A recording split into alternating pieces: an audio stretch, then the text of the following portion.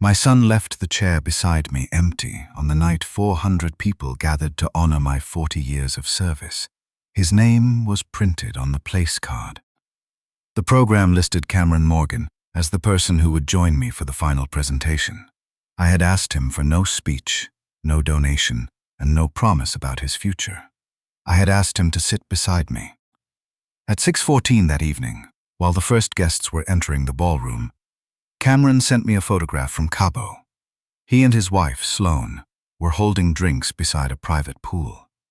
Beyond them, the ocean was turning gold in the evening light. Beneath the photograph, he had written one sentence. "We're not canceling our anniversary trip for another company dinner. You'll be surrounded by employees anyway."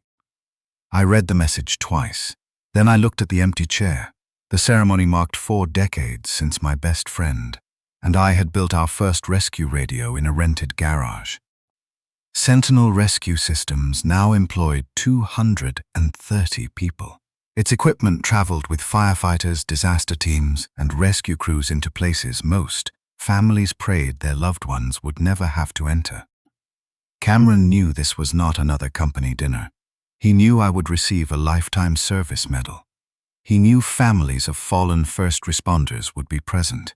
Most importantly, he knew the board planned to announce who would represent our family in the Morgan Finch Safety Foundation. 3 months earlier, Cameron had sat across from me while I showed him the draft schedule. He circled the final presentation and asked whether that was when the family chair would be announced. I told him the board had not approved anyone, and that his presence mattered because the evening was about service, not a title.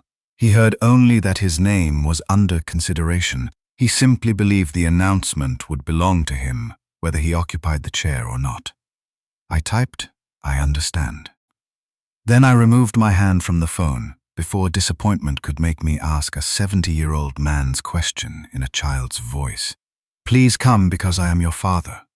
40 years earlier, another name had stood beside mine on every document that mattered. Thomas Finch. Thomas was an impatient field engineer with a crooked front tooth and no talent for reassuring bankers. I handled contracts and production. He tested every device as if his own family might one day depend on it, because he knew someone's family eventually would. Our first order came from a volunteer rescue unit that needed 12 radios before storm season. We had enough money to assemble 8. Without telling me, Thomas mortgaged his house to buy the remaining components. I discovered what he had done when the bank called the garage. "You could lose your home," I told him. "They could lose people," he answered. "We can argue after the radios leave." The 12 units left on time. After that first delivery, Thomas had a small brass pin made for each of us. The words on the back were simple: "Bring them home." He wore his pin during every field test until heart disease took him 14 years ago. His daughter, Olivia, had been 22. I helped her finish university because Thomas had done the same for Cameron's education when Sentinel was still struggling. But I did not place Olivia in an office or give her a title. She applied for a field training position without telling me and began by carrying equipment cases, setting up practice transmitters, and teaching volunteers how not to lose contact in smoke. Over 11 years, she became a program coordinator, then a training manager, and finally Sentinel's director of community safety programs. She built scholarship partnerships, expanded free instruction for rural departments, and created support programs for first responder families. At work, she still called me Mr. Morgan. I saw her near the back of the ballroom as 2 injured firefighters arrived through a side entrance. One used a cane, the other wore a rigid brace beneath his jacket. Olivia had noticed that the main staircase was too steep, so she left her assigned table, found a service elevator, and guided both men to their seats before anyone on the event staff realized help was needed. She was not wearing a formal medal. She held her father's old brass pin in one hand, closing her fingers around it whenever the ballroom screen showed photographs from Sentinel's early years. No one had placed Olivia at the head table. Her seat was with the community program staff, 6 rows behind me. The chair beside mine remained empty. I lifted Cameron's place card from the table. The cardboard was heavier than it looked. For years, I had kept some version of that card waiting for him. A place on an advisory committee, an introduction to a donor, a seat in a meeting he had not prepared for.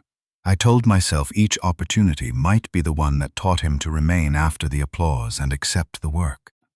Instead, he had learned that his place would remain reserved. I crossed the ballroom and stopped beside Olivia. "Would you sit with me tonight?" I asked. She looked toward the head table. "Mr. Morgan, that seat has Cameron's name on it.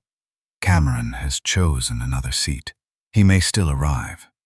He sent a photograph to make certain I knew he would not." Olivia looked down at the brass pin. "I don't want anyone to think I asked for his place." "You did not. I am asking you to occupy a chair beside the man who built Sentinel with your father." She hesitated, not because she wanted more, but because she understood what accepting even a chair could look like. "Only for the ceremony," she said. "Only for what has been earned tonight." I removed Cameron's card and asked the staff to leave the place setting unchanged. Olivia sat beside me without placing her father's pin on display. She kept it in her palm beneath the table. The gala coordinator approached before the lights dimmed.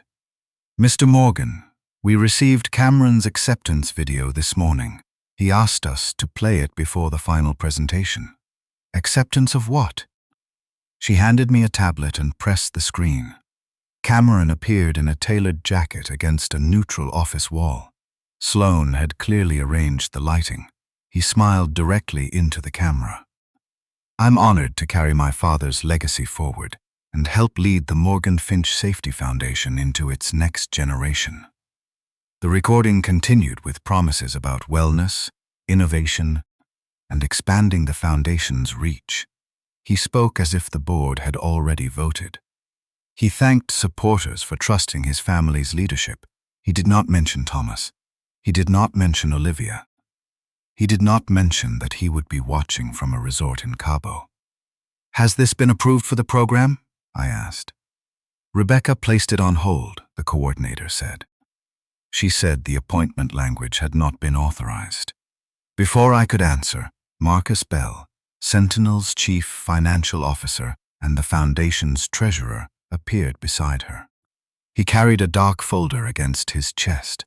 "Elias, Rebecca needs us in the boardroom before the ceremony begins." I looked toward the ballroom doors. The last guests were taking their seats. On stage, an archive film had been paused on an image of Thomas and me standing outside the garage. "How much time do we have?" 12 minutes. Olivia began to rise, but I told her to keep the seat. I followed Marcus through a service passage into the small boardroom behind the stage. Rebecca, Sentinel's independent board chair, was waiting beside a stack of marked documents. She did not begin with Cameron's absence or ask how I felt about his message. Marcus placed the dark folder in front of me. The cover identified a proposed Morgan Finch Responder Recovery Retreat. Beneath the title was a request for an initial foundation grant of $480,000. I turned the page. The foundation had never approved the project. Sentinel had never announced its name for the proposal. Yet the document described Cameron as the incoming family chair and presented the grant as part of the leadership transition to be announced that night. Then I reached the management section. The company positioned to receive the foundation's money was controlled by Sloan. My son had skipped the ceremony. But he had not forgotten to send instructions for what he expected to receive from it. Marcus did not call the proposal theft. That would have been easier to dismiss. He called it an undisclosed conflict. The Foundation's grant office had received the retreat package 4 days earlier through its ordinary review portal. Cameron had marked it for consideration after the anniversary announcement and attached a leadership summary identifying himself as the incoming family chair. No vote had given him that title. The proposal asked the foundation to fund program design, first responder outreach, and the opening phase of a private wellness retreat. Sloan's company would manage the project, select vendors, and control the brand. The charitable language was polished, the financial disclosure was not. "Does Cameron own part of the management company?" I asked. "Indirectly, through Morgan Leisure Concepts," Marcus said. "Sloan holds the controlling interest. Neither relationship appears in the conflict section." Rebecca turned to the page where Cameron described the grant as an early initiative of the Foundation's next generation of family leadership. "He presented his appointment as settled before asking anyone to approve the project," she said. "The retreat itself was not automatically a bad idea. First responders needed places designed for trauma recovery, family counseling, and physical rehabilitation. A legitimate proposal could have competed for funding under independent review. This one relied on Cameron becoming the person who helped approve money flowing toward a business he and his wife controlled. "Has any money moved?" I asked. "No," Marcus said. "The request is frozen. We are reviewing representations made to outside partners." He opened the proposal appendix. It contained an email Cameron had sent to the resort's development group. He described the gala as the formal handoff and wrote that foundation review should move quickly once the new family leadership was announced. The recipient had replied by asking when the first grant funds could be released and whether the Morgan Finch name could appear in materials for potential investors. No contract had been signed, but Cameron had given them a title, a timetable, and a reason to treat his expectation as more than private optimism. The words could already influence real money. That answer mattered. There was still something Cameron could correct before anyone outside the room treated his promise as authority. I called him. He answered on the fifth ring. Music and voices carried behind him. "Dad, they're about to seat us for dinner. Can you still make the final presentation?" There was a pause. "From Cabo. The last flight that could have worked left hours ago. You received the travel reminder this morning. We paid for this trip months ago. The flights, the suite, the private dinner. I'm not throwing away that money because the schedule changed." The date did not change. Sloan said something near him that I could not hear clearly. Cameron covered the phone, answered her, then returned. "You have 400 people there. I sent a video. The final announcement is what matters." The final announcement has not been approved. The music behind him seemed to move farther away. "We have discussed this for years. You have discussed what you expect. The board has discussed what the foundation requires." I told him the retreat proposal had been flagged.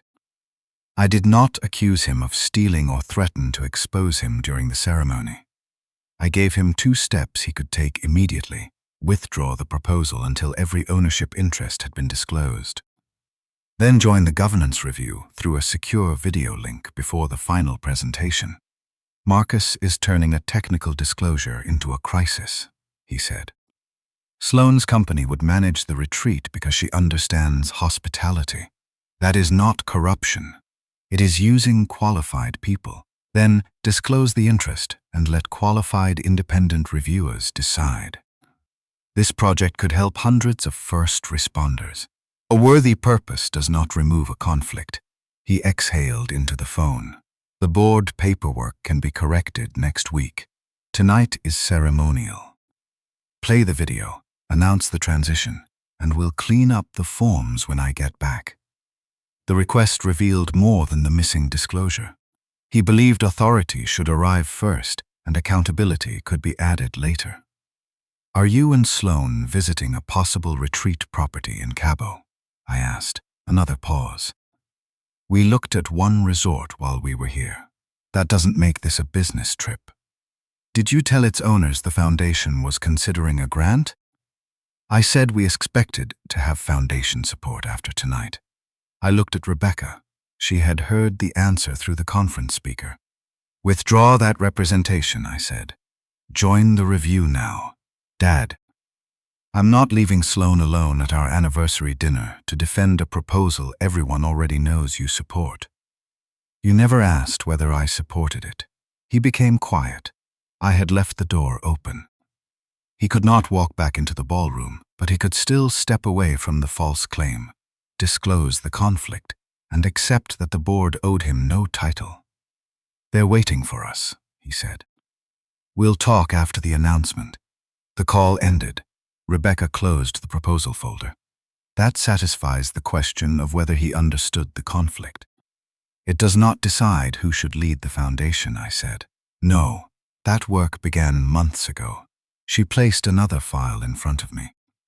It contained the executive director search conducted by the foundation's governance committee.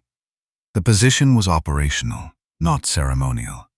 The executive director would manage scholarships, family support programs, training grants, and the proposed Thomas Finch Training Center under board oversight.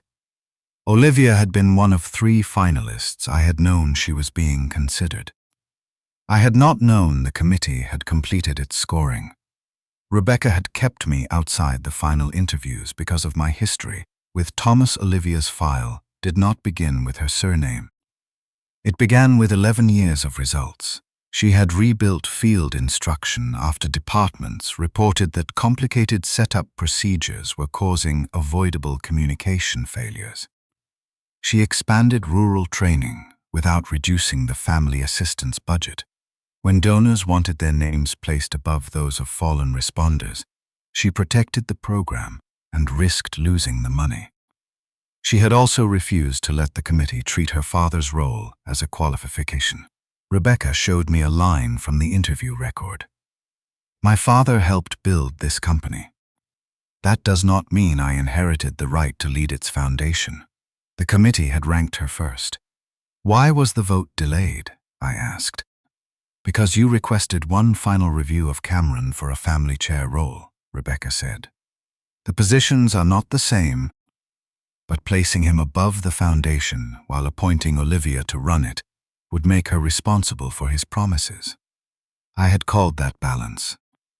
Now it sounded like another empty chair I expected someone else to work around. Part of my hesitation had been fear. If Olivia received the executive position, Cameron would say I had replaced my son with Thomas's daughter. He would reduce 11 years of work to an old man's grief. I had been protecting him from that story by asking Olivia to serve beneath authority he had not earned. My phone vibrated with a message from my 17-year-old grandson. Grandpa, can you send me the livestream link? Dad said the final part is the only part we need to watch, but I want to see you get the medal. Noah had wanted to attend. Cameron and Sloan had taken him to Cabo because they called the trip a family anniversary celebration. I sent him the link without asking him to take sides or report what his parents were doing. Another message reached the gala coordinator. Sloan had sent Sentinel's communications team a prepared social post and asked them to publish it after Cameron's video. It described the next generation of Morgan Finch leadership and showed Cameron and Sloan outside the resort property they had visited that afternoon. They had built an announcement around a decision no one had made. Through the boardroom window, I could see the head table. Olivia had left Cameron's chair again. A widow from one of our first responder families was standing between tables, confused by a last-minute seating change. Olivia took the woman's program, found the correct table, and walked her there without looking toward the stage. Rebecca stood beside me. Do you still intend to place Cameron's name before the board tonight? I watched Olivia return to the seat she had never requested. No, I said, but not because he missed the dinner. I returned to the ballroom as the lights dimmed. No one there knew about Cameron's proposal, the call from Cabo, or the decision I had made in the boardroom. The guests saw only an old man returning to his table and a woman holding a brass pin in the seat beside him. I preferred it that way. The opening film began with the rented garage. Thomas appeared on the screen in a stained work shirt. arguing with a test engineer while I tried to keep rain from entering beneath a warped door. The audience laughed when a younger version of me held up our first radio and discovered the battery cover was missing. Then the images changed. Fire crews carried Sentinel units through flooded streets. Rescue teams used them in collapsed buildings. Family members stood beside photographs of people who had not come home, while others embraced the responders who had. The film did not pretend every device had worked perfectly or that every rescue had ended well. Thomas would have objected to that kind of history. It showed recalls, redesigns, field failures, and the employees who corrected them. When the lights rose, 400 people were quiet. The master of ceremonies invited me to the stage. 2 chairs waited beneath the anniversary screen. One was mine. The program still expected Cameron to occupy the other during the final presentation. Although his place card was no longer attached to it, Rebecca presented the Lifetime Service Medal on behalf of Sentinel's board. It was heavier than I expected. The ribbon pressed against the collar of my tuxedo, and for a moment I wished Thomas were there to make an inappropriate remark about how old it made me look. From the stage, I could see the people Cameron had been asked to meet before any family role was considered. A fire captain sat with burns across both hands. A widow held the folded program against her chest. 2 scholarship recipients wore borrowed jackets because formal clothes were not part of their family budgets. Cameron had been expected to listen to them before speaking about leadership. His chair was empty before any title had been denied. That mattered. The master of ceremonies turned toward the second chair. "Mr. Morgan, the program indicates that your son will join us for the family presentation. Has Cameron connected remotely?" I could have said his flight was delayed. I could have blamed poor reception, or described the trip as a commitment he could not change. Those explanations would have protected him by making his absence sound accidental. I also could have read his message aloud and let 400 people judge him before he had any chance to answer. That would have made the evening about punishment. I chose the only fact the room required. My son chose to be elsewhere tonight. The master of ceremonies nodded and moved to the next line on his card. I asked him to wait. "There is someone here who understands why this company carries 2 names. I looked toward Olivia. "Would you bring your father's pin and sit with me?" Every camera turned toward her. Olivia did not look pleased to be seen. She looked as if the walk from the head table to the stage had suddenly become much longer than the ballroom. She rose, closed her hand around the pin, and passed Cameron's empty place setting without touching it. When she reached the stage, she spoke quietly enough that I had to move closer. "You said the chair was only for the ceremony." "The ceremony is not finished." She sat beside me. I asked whether she would tell the audience what was engraved on the pin. Olivia turned it over in her palm. "Bring them home," she said. The words appeared on the screen through the camera above us. Olivia did not give a prepared speech. She told one story. During Sentinel's 3rd year, a rescue crew had needed replacement radios before a coastal storm. Thomas discovered a seal failure the night before delivery. He and I stayed in the garage until morning, opening every unit, replacing the seal, and testing each radio beneath a garden hose because we could not afford proper weather equipment. Olivia had been a child, asleep beneath Thomas's coat in the office while we worked. "My father never spoke about owning Sentinel," she said. "He spoke about being responsible for whatever left its doors." She placed the pin on the table between our chairs. The audience stood for Thomas before anyone asked them to. While the applause continued, the gala coordinator waited beside the stage with her tablet. Cameron had sent 3 messages. The first asked when his acceptance video would play. The second instructed the production team to move it before the foundation announcement. The third said he and Sloan were ready to appear live if the board wanted a brief reaction afterward. The coordinator showed the messages to Rebecca, not to me. Rebecca wrote one answer. No appointment has been approved for Mr. Morgan. The video cannot be presented as an acceptance. The program advanced without it. Instead of Cameron's recorded face, Rebecca walked to the lectern. She did not name the Cabo resort. She did not display the proposal, or say that Sloan controlled the company seeking foundation money. She explained that the Morgan Finch Safety Foundation had completed a governance review before expanding its programs. No family member may direct grants toward a business in which that family member has a financial interest, she said. No title may be represented as approved before a board vote. Those rules apply whether the family name belongs to a founder, a child, or anyone married into that family. Rebecca confirmed that a pending grant request had been paused for independent review. No funds had moved. Any outside statement suggesting otherwise was unauthorized. That was all the room needed. Several donors looked toward one another. A representative from the Resort Development Group lowered his phone and closed the proposal packet on his table. The board had corrected the expectation without turning a private failure into a public inventory of Cameron's conduct.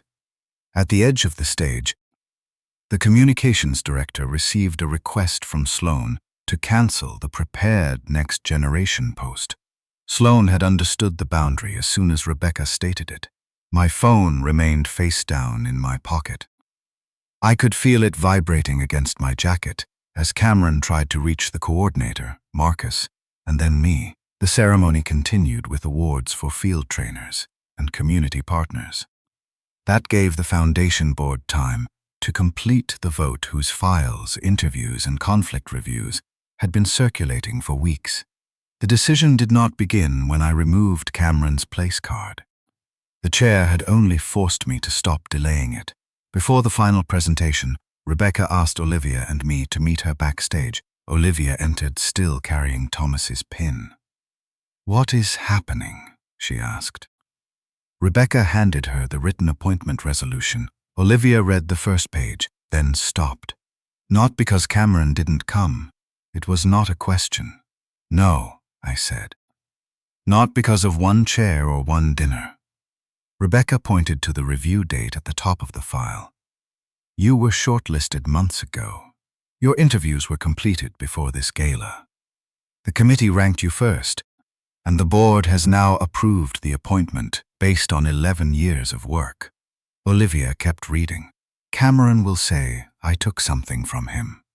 "It was never his position," Rebecca said. "The board is not replacing a son with a daughter. It is appointing the person who has already been doing the work." Olivia looked at me. "Did you know? I knew you were being considered. I kept asking for more time because I hoped Cameron would become ready for responsibility if I kept responsibility waiting for him. And now I understand that asking you to work beneath his unearned authority would be another form of favoritism." The stage manager raised 2 fingers. We had less than 2 minutes. Olivia did not celebrate. She asked about board oversight, the grant restrictions, and whether the appointment required her to surrender control of the community program she had built. Rebecca answered each question. Only then did Olivia sign the acknowledgement that she would accept if the announcement proceeded. The Master of Ceremonies introduced me for the final presentation. I returned to the microphone. Olivia waited beyond the curtain with Rebecca. Thomas's brass pin rested in my hand. "For 40 years, this company has carried 2 names," I said. "Tonight, the daughter of the second name will be entrusted with what those names were meant to protect." The curtain opened, and Olivia walked onto the stage carrying her father's pin. Rebecca joined us at the lectern with the signed resolution. She announced that the Morgan Finch Safety Foundation had appointed Olivia Finch as its executive director. The applause reached her before the meaning did. Olivia looked toward the employees from her community program, then toward the families she had served. She did not lift her hands in victory. She placed Thomas's pin beside the resolution and waited for Rebecca to explain what the appointment actually meant. Olivia would manage the foundation's programs under an independent board. She would receive a salary appropriate to the role, not ownership of its assets. She could recommend grants, but could not approve money for herself, her relatives, or any business in which she held an interest. Then Marcus presented the expansion plan. The foundation would receive an endowment of $2,600,000 through my contribution, a company match, confirmed donor commitments, and dividends from a block of non-voting shares. The money did not belong to Olivia. It belonged to the mission, protected by grant rules and annual review. The endowment would expand scholarships, emergency support for first responder families, and rural training. It would also establish the Thomas Finch Training Center, where departments without large budgets could receive instruction at no cost. Olivia stepped to the microphone. "My father helped build Sentinel," she said. "That history gives me a responsibility to meet, not a right to claim. I accept this position under the same rules that should apply to anyone trusted with these families' money." She picked up the brass pin. "We will use it to bring people home." Before leaving the microphone, Olivia asked the community program staff to stand. Field trainers, grant coordinators, and family advocates rose from tables across the ballroom. She named no favorite and claimed no program as hers alone. She told the donors that the foundation's results had come from people who worked after cameras left and before anyone printed their names in a program. The applause shifted from the stage to the room. Even in the moment that changed her life, Olivia directed attention back toward the work. The next announcement struck Cameron more deeply than Olivia's appointment. Months before the gala, Sentinel's board had prepared a professional succession plan for my retirement. Our chief executive would continue running the company. Independent directors would retain operational oversight. An employee ownership trust would receive an additional block of shares over time. No child of mine would inherit a management title through blood. I had once imagined Cameron serving as a family chair beside that structure.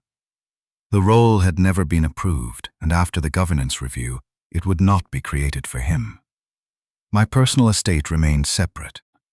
Noah remained protected. What ended that night was the belief that Sentinel or its foundation would wait for a hereditary leader. A company that builds rescue equipment cannot leave a critical position empty because the preferred name has not arrived, I told the room. Responsibility must go to someone prepared to carry it. The live stream ended after the scholarship families joined us on stage. I spent the next hours speaking with employees, firefighters, and donors. I did not check my phone while a widow described how the foundation had paid her mortgage during the months after her husband died, 3 hours after Cameron's photograph arrived. My phone showed 87 missed calls and messages. They were not all from him. Some came from reporters, donors, partners, and people asking whether the retreat proposal had ever been approved. But Cameron had called repeatedly, so had Sloan. They had also tried Rebecca, Marcus, the gala coordinator, and Olivia. One message mattered more than the rest. Noah had written, "Grandpa, I'm sorry I wasn't there." I answered him first. "You did nothing wrong. I'm glad you watched. We'll sit together when you come home." Only after the last guest left did I join Rebecca and Marcus in the boardroom and return Cameron's call. His face appeared from the Cabo suite. Sloan stood behind him with her arms folded. "What did you do?" Cameron asked. "I attended my ceremony.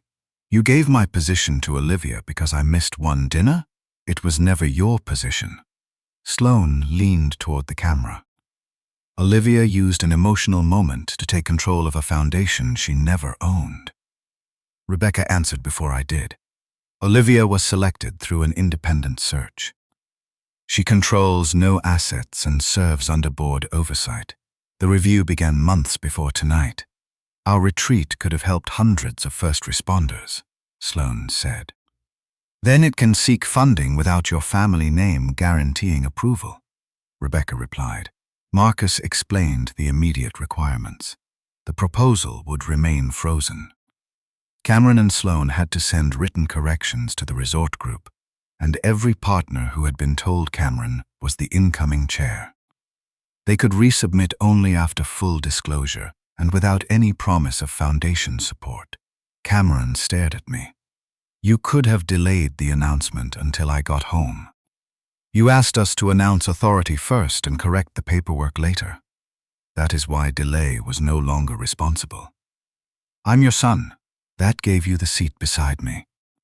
It did not give you the right to arrive after the announcement and call the responsibility yours." I ended the call after he confirmed that the corrections would be sent. Governance had been handled. The wound between us had not. Cameron came to my office 4 days later without Sloan. I met him in the small room Thomas had used during Sentinel's first years.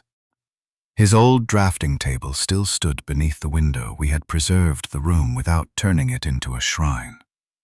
Thomas's pencil marks remained on one wall, along with a dent from the time he threw a failed radio casing across the room.